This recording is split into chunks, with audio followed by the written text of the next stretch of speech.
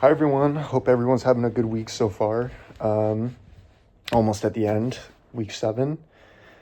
So yeah, for this week's discussion, we're talking about our results from the altruism quiz, which I scored a 77 out of 100. And yeah, I think that matches up pretty accurately with how I think about myself, which is, I love serving and giving to others, helping people in need.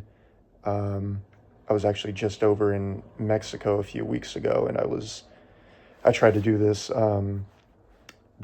retreat twice a year, which is like building houses for families in poverty. So I try to give in um, as many ways as I can, but at the same time, I'm very I do believe that 77 score is pretty accurate because a lot of the times I experience a lot of what this chapter was talking about, which is um, diffusion of responsibility. Sometimes I feel like, those four different doors that they were talking about of like, we have to overcome them. Sometimes I am too distracted and I won't recognize that someone is in need or someone needs help, or that I can even do something about it, which is another thing. Sometimes I feel like I'm not quite qualified to be able to do something. Um, I definitely, yeah, sometimes I'll struggle with that confidence that I actually have something to give to others. And I think, oh, well, somebody clearly can do a better job at helping this person than I can, so I'll just kind of sit back. Um, But yeah, other than that, I feel like I am a pretty empathetic and compassionate person. Um, I work at a rehab center, so I am like my ultimate goal is to become a therapist once I finish the required school. Um, so yeah, I've always been very passionate about wanting to give to others and help those in need. Um, but yeah, as far as some of these other questions, provide specific examples for applying those strengths.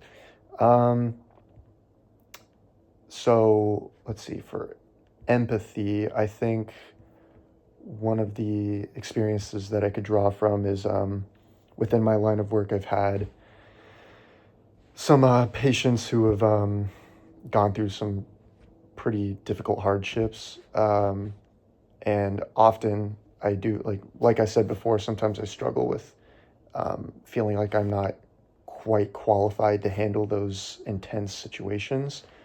Um, so one of the ways that I kind of utilize my empathy is I'll enter the room and I'll kind of just sit there in silence with them.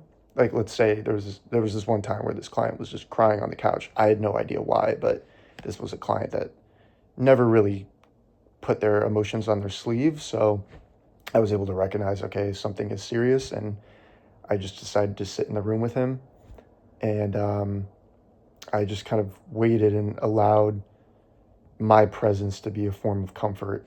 And I just waited I waited for the opportunity, or I waited for him to be ready to tell me about his struggles and what he was going through. And then from there, it was all just perspective taking. It was all just hearing him out, letting him speak, and then offering a chance. Like, I offered feedback or I offered support if he wanted it.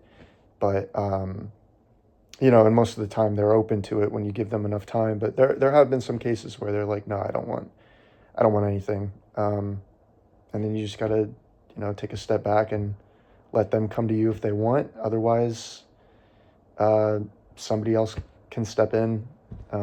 It's all just kind of moving with that intellectual humility. But yeah. Anyway, thank you guys for listening to my share.